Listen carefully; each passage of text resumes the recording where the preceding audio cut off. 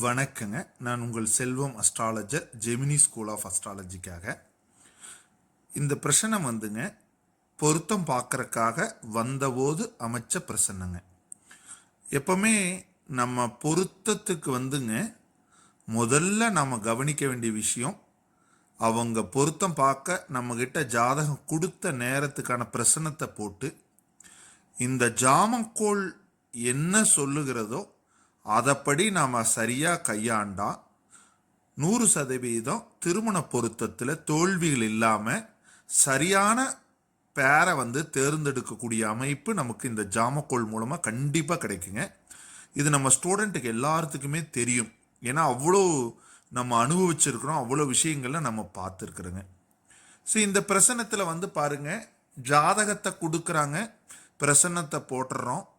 பிரசனத்தில் இருக்கிற சில விஷயங்களை பார்த்துட்டு ஜாதகத்தை போய் பார்த்தோம்னாங்க, ஜாதகம் எல்லாமே பர்ஃபெக்டாக இருக்குங்க. 2 பேர்த்தோட ஜாதக அமைப்பு, எல்லா பொருத்தங்களும், கிரக அமைப்புகளும், தசாபுத்திகளும் எல்லா வகையிலுமே பர்ஃபெக்டாக இருக்குது. நம்ம ஜாதகம் பார்க்கவே மாப்பிள்ளை வீட்டுக்காரர் ஜாதகம் பார்த்துட்டாங்க, 2 இடத்துல பார்த்துட்டாங்களாமா, ஓகேன்னு சொல்கிறாங்க. நாங்களும் 2 இடத்துல பார்த்துட்டோம், ஓகேன்னு சொல்கிறாங்க. உங்ககிட்ட தான் வந்திருக்குறேங்க, ஃபைனல் பண்ணிக்கலான்னு வந்திருக்குங்க அப்படின்னு சொல்கிறாங்க.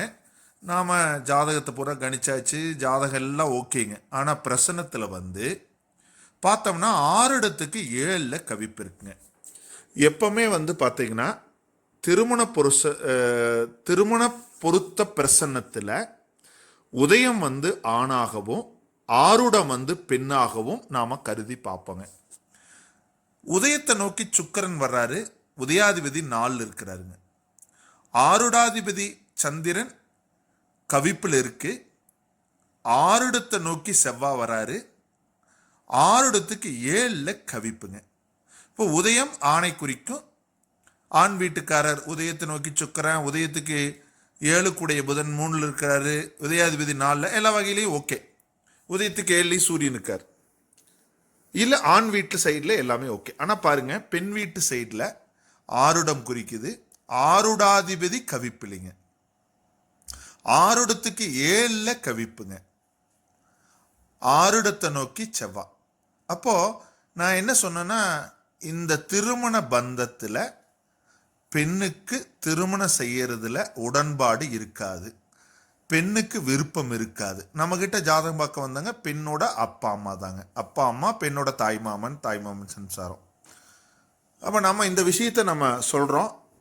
அதுக்கப்புறமா சொல்கிறாங்க, இப்போ உங்ககிட்ட ஜாதகம் பார்க்க பொருத்தம் பார்க்க வந்ததனுடைய விளைவே என்னென்னா, நாங்கள் எல்லாம் பார்த்துட்டோம், பொண்ணு தயங்குறான், இந்த திருமணத்து மேலே கான்ஃபிடென்ட் இல்லை, ரொம்ப கம்பல் பண்ணாமல் பண்ணலாமா, இது ப்ரெஷர் பண்ணலாமா, பொண்ணை காம்ப்ரமைஸ் பண்ணி கல்யாணம் பண்ணி வச்சிடலாமான்னு கேட்குறக்காக தான் நாங்கள் உங்ககிட்ட வந்தோம் அப்படிங்கிற விஷயத்தை நம்மக்கிட்ட சொன்னாங்க.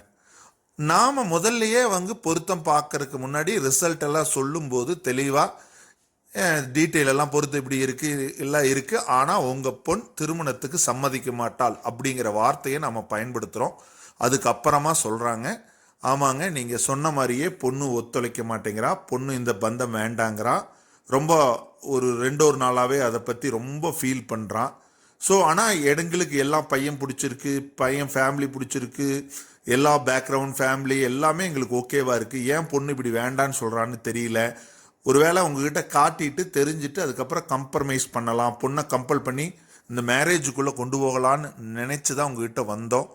ஆனால் நீங்கள் சொல்கிறத பார்த்தா பொண்ணுடைய முழு விவரமும் 6டாதிபதி கவிப்பில் 6 இடத்துக்கு 7 கவிப்பு இருக்கிறனால பொண்ணுக்கு இதில் முழு உடன்பாடு இல்லை.